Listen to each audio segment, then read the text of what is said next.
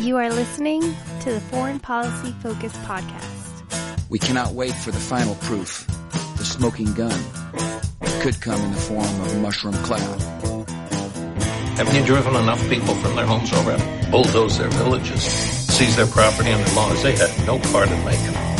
Now working in Libya with friends and allies, we've demonstrated what collective action can achieve in the 21st century. Now the host of the show, Kyle Ansel. This is episode 241 of the Foreign Policy Focus podcast. On today's show, I'm going to be talking Syria. The Assad government in Syria is looking to take back a large portion of the rebel-held territory in that country, and there's a lot of geopolitical stuff going on around this between the United States, Russia, Iran, Israel, Turkey, Jordan are all involved, as well as what's actually developing on the ground within Syria. So I hope to break a lot of that down in today's episode. For those of you who like to share the show or check out the show notes pages, two places to do that. The website for the show, foreignpolicyfocus.libsyn.com, or the podcast and my daily news roundup are featured on the Libertarian Institute. So if you go to libertarianinstitute.org, you can find the show and my daily news roundup there on the homepage. First thing I want to get into, kind of unrelated to Syria, is just some things going on within the Department of Energy, and specifically a oversight board that is supposed to look at and into safety issues related to the storage, maintenance, production, destruction of United States nuclear weapons. Now, just like the rest of the military, and this came to me as a surprise at first, because I would have considered it and it just assumed, I guess, that nuclear weapons were produced by the U.S. government. And, this was kind of to ensure the safety of the whole thing, that, the U.S. government are the ones who know how to make them and assemble them. Well, it turns out that there's a lot of private contracts here. And so we have this board that kind of goes out and oversees not only the government facilities and, as I said, production, maintenance and whatever else on these nuclear weapons, but there's a lot of private companies as well. So one of the things going on within the Department of Energy is this board, is losing a lot of ability to oversee a lot of the nuclear weapon sites. I've discussed in the past on the show, and this isn't something I definitely know enough about and should maybe have somebody on the show in the future, but just about the failures of some of the, nuclear weapons storage and maintenance, and how there's some nuclear waste that's leaking out of some of the storage tanks of the nuclear waste produced from making the nuclear weapons. And, this is overseen by the government and a real problem. And so, there's an obvious need for this kind of board. Now, I know, just there's that instant criticism of any libertarian who says, we do need oversight and regulation of private business. However, this is a government subsidized project, and there's, really no market forces involved here in making a nuclear weapon. Nobody goes shopping for one ever. It's solely something, a weapon of the state. And so, even like taints, you could picture there's some guys rich enough that would want and own a couple of taints. But especially when you're looking at the nuclear weapons market, I mean, those just aren't something that would ever be on sale. And so, there's no market regulation. So if you're going to have them, then these, oversight boards, it's important that they, exist and that they're committed to the truth and actually ensuring the, environmental safety and the safety and storage of the nuclear weapons, and making sure that work isn't done sloppily and corners are cut to save money. The other issue is that the staff of this board has been reduced by about a third. And again, hopefully, I'm not sure what the exact dynamics of this board are, and so maybe they were just had to staff. I mean, there's plenty of government agencies where you find out that the government employees on the payroll turned out to not have shown up to work in 5 years, or potentially, were just sitting at their desk all day and sleeping or making personal calls, or in some cases even watching pornography all day long. So, if these were government accesses, I guess that's not, necessarily a terrible thing to cut. But, when you're looking at departments of the U.S. government where you want to start cutting first, the people who oversee the safety for the nuclear weapons are pretty low on that list, and the nuclear weapons themselves should be what's going first. On to some Syria-related news, and that is there's this group that I think was definitely more famous in the UK and wasn't covered a whole lot in the US, but these are the ISIS Beatles, and there are 4 people from the UK. I think at least 1 or 2 of them were actually female that were running around with ISIS, kind of at the peak of their, brutality when they were cutting off the heads of journalists and killing people in all kinds of horrific ways and gaining a lot of territory.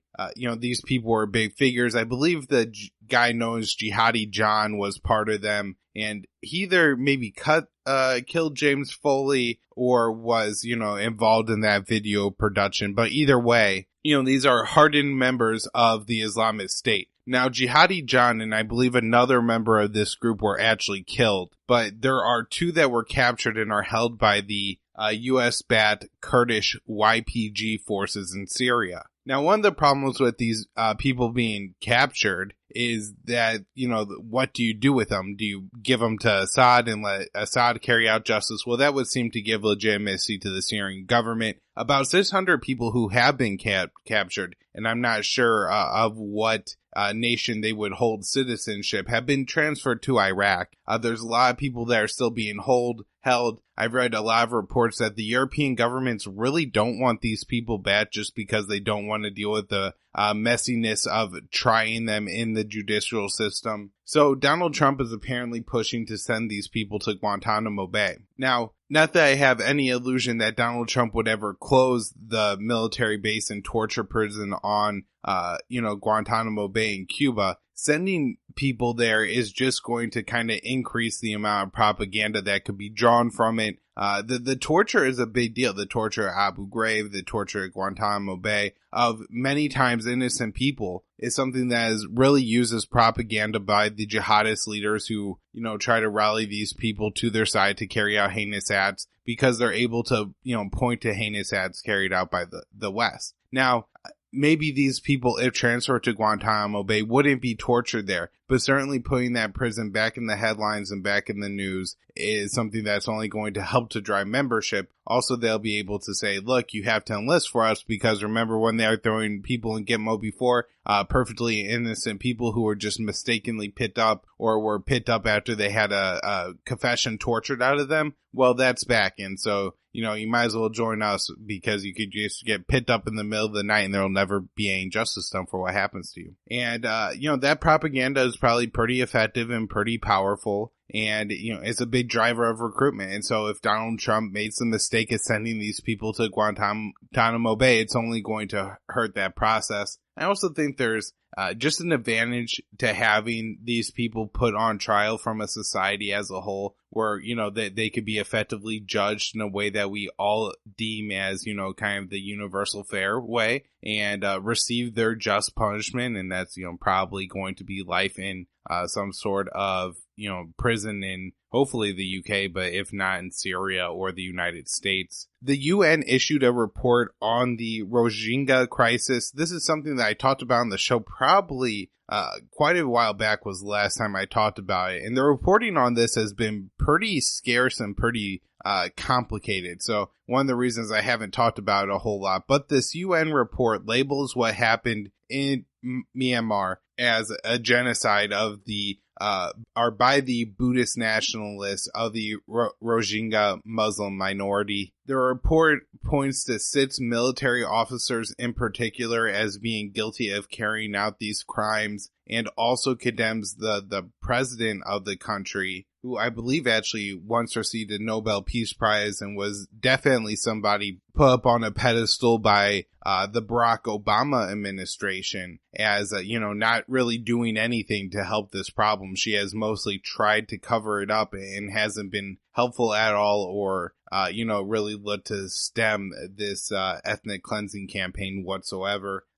From the reports, I've read, usually I think they put the number of dead somewhere in the upper 6,000s. 6,700 is a pretty common one. But you had hundreds of thousands, if not over 1 million people overall displaced, many of them forced into Bangladesh as their villages were burned. You have a lot of propaganda put out by the Myanmar government and with the way Myanmar is set up, the military holds a very strong control, and the president holds control mostly over the military. So it's not like in the U.S. where the president there is commander in chief. However, the president can use their international recognition to condemn what the military is doing. And hopefully that would help turn the tides a little bit. But we've seen cases of propaganda where the military forces are either forcing people to burn their own homes and then filming that, not filming the guns pointed at them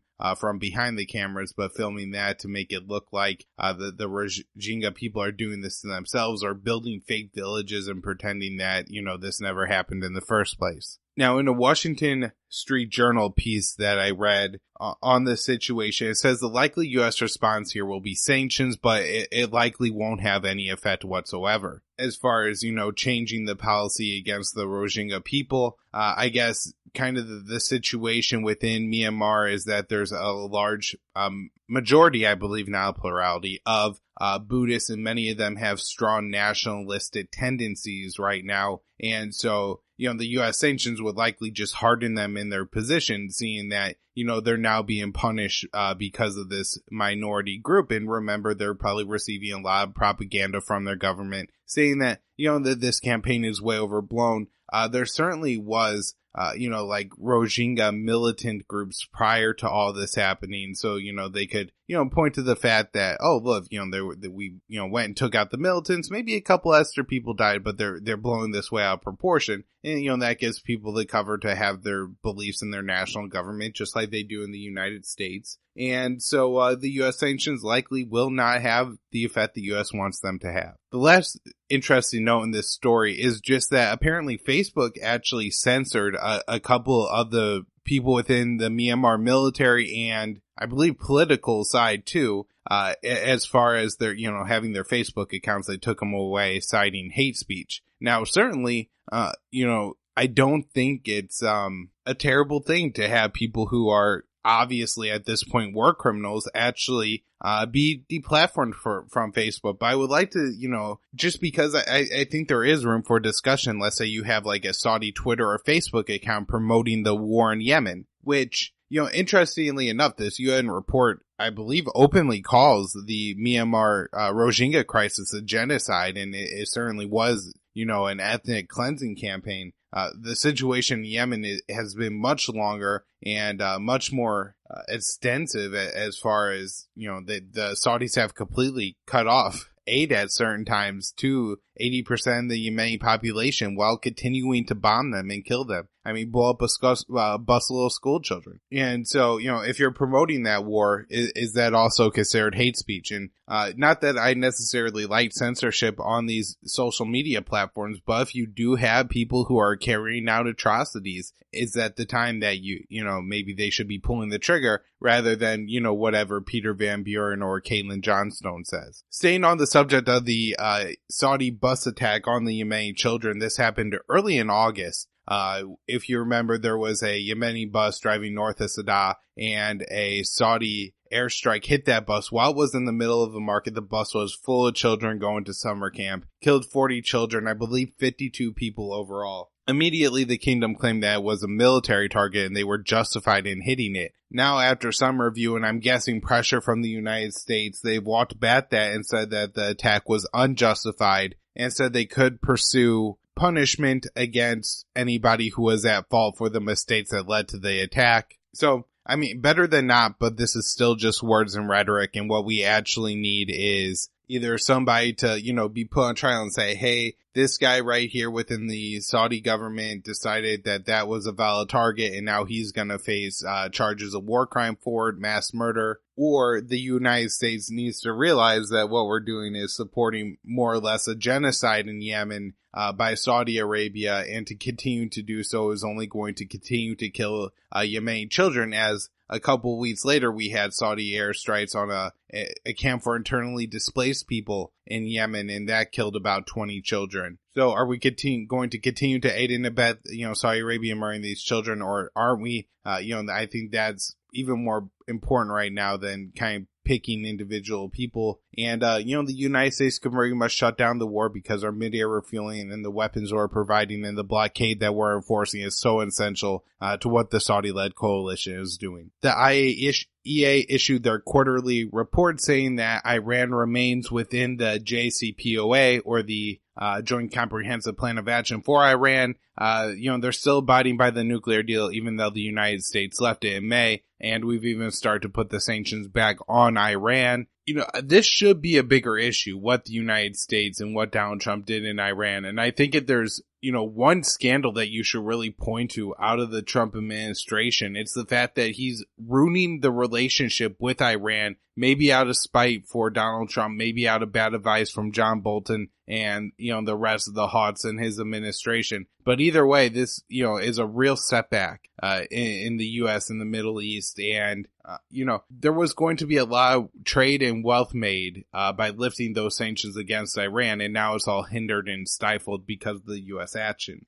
Sanctions are very powerful. And not only would they hurt the Myanmar economy if we put sanctions on them, and it hurts the Iranian economy when we put sanctions on there, but we also have sanctions on Syria. And, you may think, well, those sanctions are obvious because the United States is kind of at war with Assad, but at the same time, those sanctions have real impacts on the ground, including they are hurting the rebuilding effort in Syria. You have companies within Europe who are looking to do business in Syria to help rebuild the power grid, rebuild some bridges. Right now, you have the head of the Syrian government moved to begin to take back the Idlib province from the Syrian rebels there. The rebels blew all the bridges, to slow the progress in the movement from the Syrian government. And so you have all this infrastructure that needs to be rebuilt, and these companies are willing to do it. However, even when they're doing it as an act of charity, or, maybe to potentially make some money building some stuff down there, what you have happening is they can't, transfer equipment and money in and out of Syria because of the U.S. sanctions. And so those sanctions are hindering the rebuilding of Syria. And, that's really unfortunate for the Syrian people, but it's also terrible just because, we can't form those long-standing business ties between, the European companies and Syria. Now, I want to mention a David Ignatius article that appeared in the Washington Post on Syria because, it's an important newspaper. It's an important writer who has had a lot of influence on U.S. foreign policy and seems to be the people that, the talking heads on TV tend to read and have on their show. I'll link to the article in the show notes page. It's not very long. It's not very good, but I did want to go through some of the points made in the article. The first one is he has an unnamed Trump administration official saying that the U.S. policy in Syria is to create a quagmire for Syria and Russia. Now, first of all, this policy is just outright terrible because the Syrian people who have been through so much in that 7-year-long civil war, and we're finally getting to a place where that war could be wound down. And the plan that Ignatius is pushing is for the U.S. to provide more support to the Syrian rebels. Now, from my understanding that these rebels would have fallen under the branch of rebels that should have been cut off by the Trump administration early on the Trump presidency. They're not in any way related to the Kurdish, the YPG's Syrian-backed rebels. These would be more the rebels backed by the CIA when that was going on. So I'm not sure if Ignatius's plan would be to restart the arming and funding to them, or would just, be to provide them with kind of international cover and support, or if he wants like a no-fly zone over the Idlib province of Syria and believes that, he could just kind of break away that little part of the state for his own. However, if as we saw in Aleppo and in Palmyra, the U.S. could certainly do things to influence how long it takes the Assad army and, to take back the territory, how long the rebels could hold out.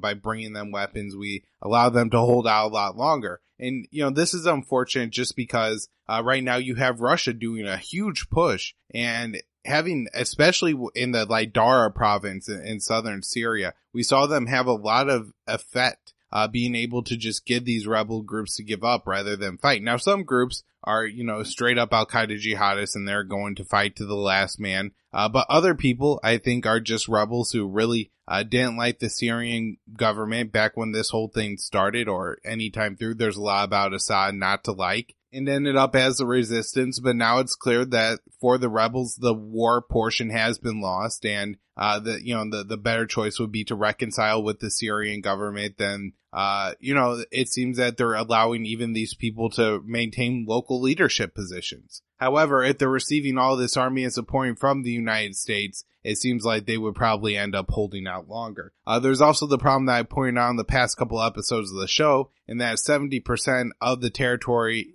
that we're talking about here that Ignatius wants to support the rebels is controlled by the jihadist type. So, at best, we give the weapons to the, more moderate rebels who we would label as a Free Syrian Army. And just like for the first 5 or 6 years of the war, the jihadist types would turn around and take them from them or buy them off of them. And at best, or at worst, we just end up directly arming the Al-Qaeda-backed rebels just because they're so prevalent in this area. Ignatius makes a big point of emphasis that the United States needs to reassure our allies in Israel, Jordan, and Turkey that we're in Syria for the long haul and that we're serious about this position on Assad. I would say more so than Israel or Jordan, the U.S. here should be concerned about Turkey because it seems that Erdogan may be making the calculation now that the best choice is just reestablish relations with Assad.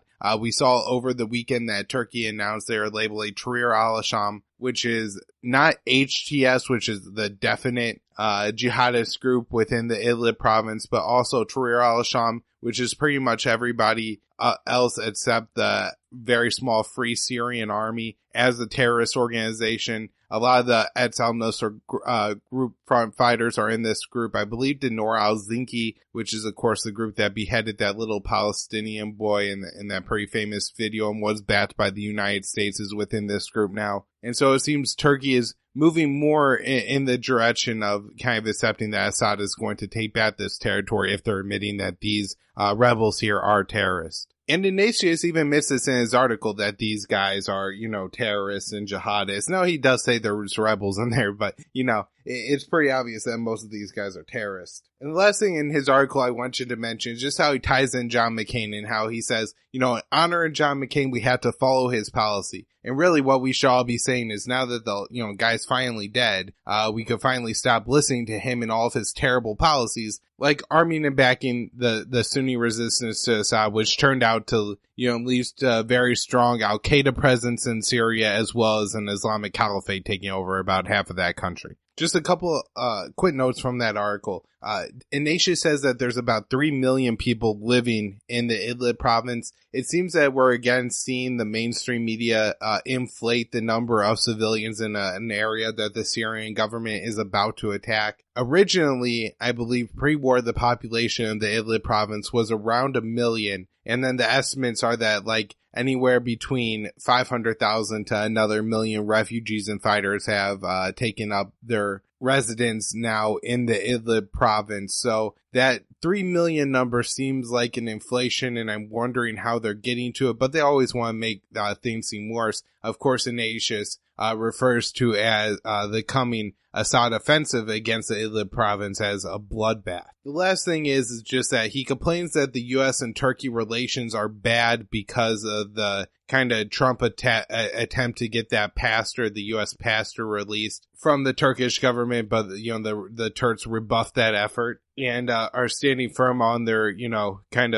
we need to see Gulen first, and then we'll give you your pastor. But in reality, the U.S.-Turkey relationship has been going downhill for a long time. And one of the big problems between the U.S.-Turkey relationship is the United States supporting of the rebels, not the Sunni rebels I've been talking about through most of the show, but the Kurdish rebels, the YPG. And, Turkey sees the Syrian Kurds as just an extension of the Turkish Kurds, who Turkey, labels their fighting force, the PKK, as a terrorist organization. But I think kind of the play here and what the war hawks are hoping for is to get some kind of false flag chemical weapons attack that will allow them to attack the Assad administration. We've already seen John Bolton come out and say if there's a chemical weapons attack, we will attack the Assad government. I'm seeing stories right now out of CNN saying that the United States is drawing up a list of targets to hit in the event that a chemical weapons attack occurs. Now, never mind anybody actually look at the logistical situation on the ground in Syria and say,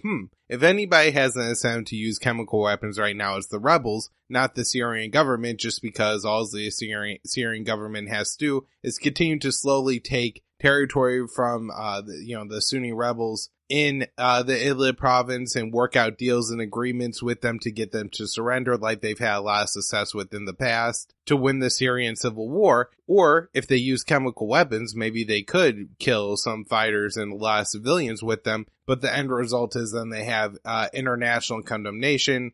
They could look at, potentially losing Russia as an ally, and face airstrikes from the United States against, some of their key military targets and potentially even Assad himself. And so, the clear path for victory for the Syrian government is just not to use chemical weapons and, kind of continue to slowly win this war. And, the recipe for the rebels would be to use a false flag chemical weapons attack, get the United States to bite on it for, I guess, the second time, or really the third time, and then get some strikes against Assad. And so just if chemical weapons are used in Syria, the place to look, I think, would be to the rebels and not necessarily to the Assad government. However, the people like David Ignatius, who are just looking to get Assad overthrown, will certainly, I think, jump on any opportunity to propagandize the people. All right, last thing, before I wrap up the show for today, I just want to suggest very quickly an article by Brian Sadie, and he's been a previous guest on the show. This really doesn't have the article a lot to do with foreign policy. However, I think it's very important. And the article is on the credibility and the fallibility of forensic evidence. And in the article, Brian goes through and points out not only examples where you have underqualified people with, a short hour, 40-hour certificate, providing analysis that's used, maybe against eyewitness statements, against character witnesses, against other evidence to say that somebody is guilty of a crime and that person getting convicted, or, just misreporting evidence. Or in one case, I think he pointed out that there was a woman, actually in my state of Massachusetts, who faked like 20,000 something drug tests, never did any, and just, claimed that she did. And, a whole bunch of people went to jail. And so, for, I guess, at least for my U.S. listeners, there's all a potential for all of us to be on the jury. And I think because of shows like CSI and NCIS and Law and Order and everything, we always assume that the forensic evidence is right. We always assume that, the hair analysis, the blood splatter analysis, all this stuff, really probably minus fingerprints, is always 100% correct. And the truth is that it's not. And it's important to know that because, if all the prosecution has is this, alleged, blood splatter evidence that shows conclusively that somebody did it, or bite mark analysis or hair analysis, it may not be correct. And so, being able to have that information is very important. So I'll link to that article in the show notes page. It's not a super long read. It's definitely worth going through. And that's where I'll wrap up the show today. To share the show, foreignpolicyfocus.libsyn.com or the libertarianinstitute.org. My website is immersionnews.com. If you really like the show, you want to help it to grow, help me to get new, better equipment, have on more guests, or any of that cool stuff, patreon.com/foreignpolicyfocus. Twitter at KYAAALE, and then on Facebook, it's Libertarian Union. I'm in a union with a bunch of other podcast hosts, and we put out a bunch of great libertarian content. You have Pat McFarlane doing law analysis. Nick and Liz do a great show, Sounds of Liberty, on, music and the liberty movement. And just a bunch of other guys doing a bunch of other great work. So check that out, Libertarian Union on Facebook.